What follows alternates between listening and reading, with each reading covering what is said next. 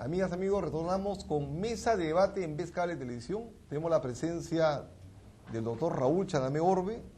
Él es abogado, constitucionalista, politólogo, analista político, autor de innumerables libros, sobre todo de su diccionario de las ciencias políticas. Raúl, ¿cómo estás? Buenos días. Muy buenos días, Víctor. Un gusto estar en tu programa que es tan plural, tan democrático, tan abierto a la discusión y al debate. Analicemos juntos la coyuntura política, ¿qué te parece? ¿Cómo no? Lo más importante seguro es la última encuesta de Ipsos Apoyo, que es una empresa muy connotada y reconocida. Y comencemos con el tema de la aprobación presidencial. Fíjate, el 56% aprueba la gestión del presidente Ollanta, el 34% la desaprueba. Pero acá hay un dato muy interesante, fíjate. Por nivel socioeconómico, el sector A y B, que es el sector que no ha votado por Humala, ahí tiene 66% y 64% de aprobación. En cambio, los sectores C, D y E, que son los que más han votado por él, ¿verdad?, tiene 58%, 49% y 57%. O sea, los que lo adversaron ahora lo sostienen, y los que votaron por él ahora le están quitando el apoyo. ¿Qué piensa de eso? Claro, lo que ha ocurrido es un fenómeno interesante en relación a la opinión pública de los electores. El 50% del país no votó por Ollanta Humala, lo adversó, como muy bien tú dices, lo adversó por un gran tema, el tema del modelo económico. Si iba a cambiar la regla de juego del modelo económico, que era uno de los grandes temores de la mitad de la población.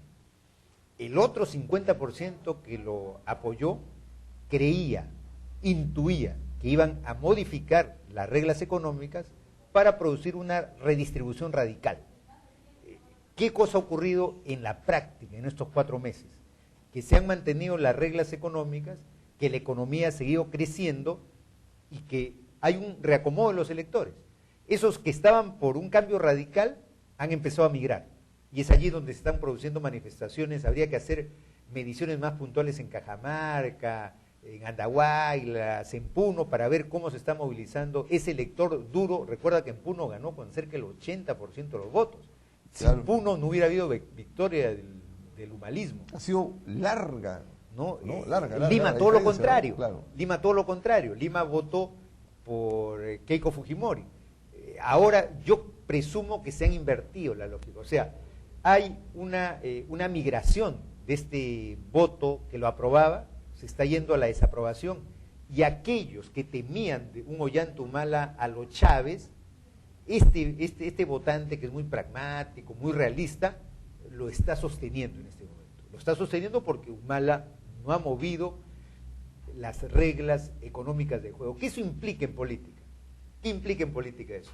Que él no está siendo sostenido por la izquierda radical, que es la izquierda que lo llevó al triunfo, sino está siendo sostenida por las clases medias el día de hoy. Razón por la cual eso debería expresarse en política y en su gabinete, que él a mediano plazo debe recomponer su gabinete, dando apertura a estos nuevos sectores que están sosteniendo su gobierno. Interesante, porque fíjate, la CGTP incluso hace poco hizo una marcha que ellos llamaron multitudinaria en favor de Ollanta Humala y de su gobierno, algo inusual, por los trabajadores de la época de Velasco Alvarado. Tú recordarás que no se han casado con ningún gobierno, ¿no? Han mantenido siempre una distancia crítica o agresiva, pero una marcha de apoyo así absoluta y plena en favor de Humala. Sin embargo, ahora ya han salido a criticar a Ollanta Humala, particularmente en la posición que él mantiene respecto al tema minero, ¿no? Porque él, como candidato, preguntó en Cajamarca que entre el oro y el agua, él apostaba por el agua. Que era lo que pensaba el cajamarquino. Así es. O sea, él hizo los plebiscitos orales y dijo, ¿qué prefieren, el oro o el agua? La población dijo el agua y dijo, yo respaldo el agua. Bueno, ahí tenemos la lógica de la política. Claro, pero ese es el Ollanta candidato. Ahora, el Ollanta presidente ha optado hace pocos días por el oro. Por supuesto, el oro en correspondencia con el agua, en tanto responsabilidad social de las empresas, estudios de impacto ambiental que sean realmente estudios integrales, ¿no?, completos plenamente, ¿no? Pero la izquierda que lo apoyó, los sectores radicales y extremistas que lo apoyaron, no pensaban que Ollanta tomar esa decisión. Es que nosotros tenemos una izquierda todavía, así como yo veía ayer un periódico que decía la izquierda bruta, ataca a Humala, yo también me preguntaba, pero también hay una derecha bruta ataca a Humala, pero también hay una izquierda bruta, hay una izquierda ideológica, hay una derecha ideológica que no ve la realidad. Y cuando tú analizas la realidad y reconoces las virtudes del político, entonces te critican. Eso a veces siempre corremos ese riesgo. Humala está en un gran dilema. ¿Cuál es en tu opinión? El dilema es o seguir la ideología y mantenerse asociados a estos sectores radicales, extremistas, que tienen una posición ideológica en relación a la explotación de los recursos naturales, o plantearse una posición realista, pragmática, que es la misma crítica que se hizo a García. García tenía dos opciones: o era el García del 85 ideológico, o era el García del 2006 pragmático en relación al crecimiento económico. Humala creo que está pasando al cuarto mes por ese dilema existencial. O se va con la izquierda radical, se radicaliza, confronta con el modelo económico y nos lleva a una incertidumbre del sistema, o lo otro, o piensa que el próximo año podemos crecer 6% a pesar de la crisis económica y con eso garantizaría históricamente una aprobación política a futuro. Y eso significa romper con un sector de la izquierda, romper, porque este sector ideológico radical de la izquierda creo que no le va a perdonar ese giro que podría tomar Humala.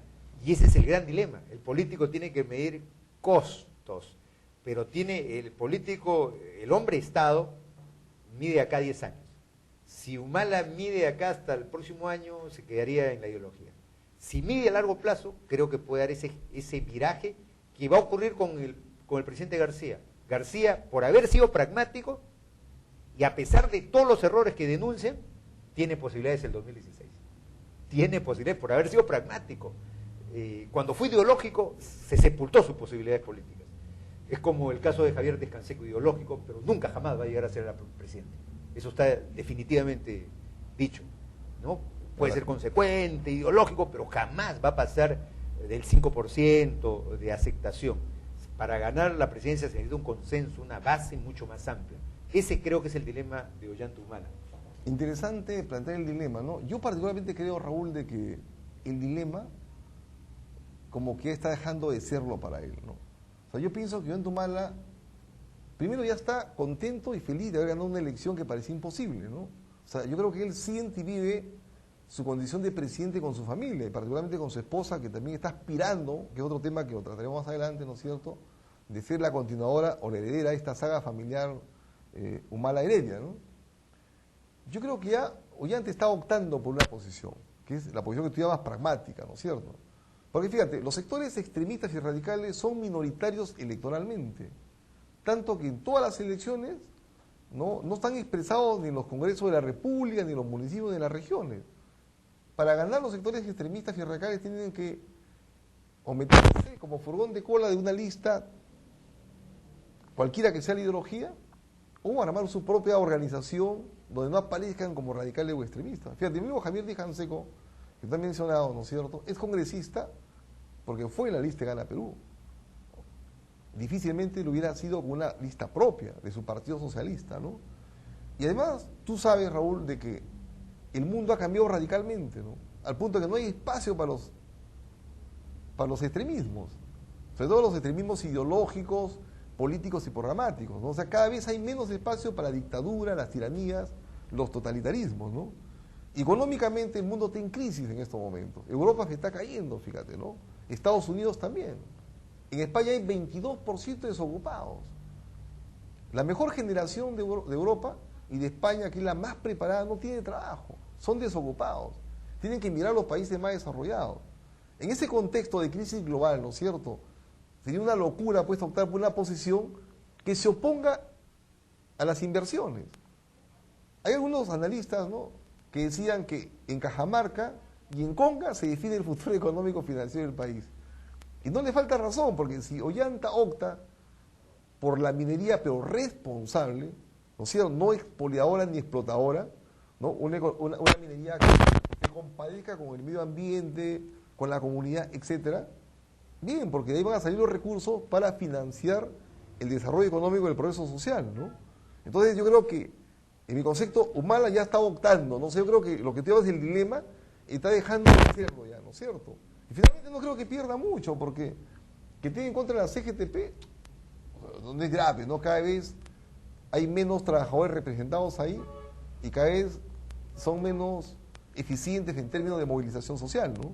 ¿Qué opinas tú? Sí, yo también creo que de estas dos tendencias, de este dilema, Ollanta Humala tiene las bases más sólidas para optar por el pragmatismo, ¿no? O sea, lo que está funcionando en su gabinete es el sector pragmático. Eso es lo que funciona. El sector ideológico más bien ha tenido duros problemas y reveses. O sea, el sector ideológico es una carga para un gobierno eficiente. Se ha demostrado históricamente en el Perú. No estoy hablando de una ideología en particular. Cuando se gobierna con la ideología, ya la historia del Perú en los últimos 30 años ha demostrado que va al fracaso cuando se gobierna con posturas ideológicas. Y Humala creo que ha optado por este sector pragmático que hace que funcione la economía. Tú planteabas el otro tema, la hipótesis Nadine Heredia. Nadine Heredia es una hipótesis en tanto el gobierno de Humala tenga éxito. Solamente así. Claro, si el gobierno no tiene éxito, señor, no estamos discutiendo nada. No, o sea, un gobierno exitoso hace posible cualquier cosa futuro en América Latina. Pero si no hay éxito, o sea, con el sector ideológico, el nacionalismo no repite el plato en las próximas elecciones. Yo creo que ese gobierno va a ser exitoso, fíjate, si es que opta por el camino pragmático que tú dices. ¿Qué es lo que hizo Alan García, ¿no? O sea, Alan García se dedicó a hacer un gobierno económicamente factible y potable, ¿no es cierto? O sea, que un gobierno que generaba inversiones, las atraía, estas inversiones generaban empleo, el empleo a su vez creaba ingresos y el ingreso consumo, o sea, funcionaba la economía. Y bajaba la pobreza. Y ha bajado significativamente, ¿no? Claro. Sino que yo creo que la gran debilidad de García es que no ha tenido una presencia mucho más dinámica y activa en el movimiento social, ¿no? O sea, García visitaba a los empresarios, pero no visitaba a los trabajadores. García visitaba a los más ricos, pero no visitaba a los más pobres. Entonces, claro, yo creo que García cambió de su primer gobierno, donde puso énfasis en bajar los precios, sin medir el tema de la economía, en competir ideológicamente con Fidel Castro, quién pagaba menos la deuda, una competencia con Fidel Castro, ¿no? ¿Quién era el líder de América Latina, si era Fidel o Alan García? Ahora él aprendió la lección económica, que fue durísima, ha tenido un aprendizaje, su doctorado en economía, aprendió las reglas de la economía clásica, y cuando la economía funciona, termina enamorado de esa economía, y termina enamorado de su práctica, que es el pragmatismo. Y entonces enfatiza sobre los empresarios, sobre el capital, sobre la productividad, y cómo por inercia baja la pobreza inercial. Entonces quedó cautivado de eso. Y descuidó y subestimó que el 50% de los peruanos todavía viven en condiciones de pobreza en algunos casos, o clases medias bajas, que no han satisfecho plenamente sus economías y donde hay demandas insatisfechas. Y entonces descuidó ese sector y apareció pues el discurso de Ollanta Humala, ¿no? Canalizando todo ese descontento, que fue un discurso que se tradujo en un aluvión de votos muy importante. Inesperado incluso para muchos, pero es cierto, la pobreza durante el gobierno anterior de Alan García Pérez o del partido aprista, como le quieran llamar, se redujo de 49%, 50% de los en que lo dejó Toledo a 33%, o 32%, o 31%. O sea, ahora solamente la tercera parte de todos los peruanos son pobres. Antes no era la mitad. Es un bajón tremendo. Ya, pero ahí está el reto estratégico de Ollanta Humala. Ollanta Humala, con el nivel de crecimiento económico que tenemos, tendría que plantearse, no ideológicamente, sino como política de Estado, de ese 33%, él que es el candidato de los pobres, ¿cuánto va a bajar la pobreza?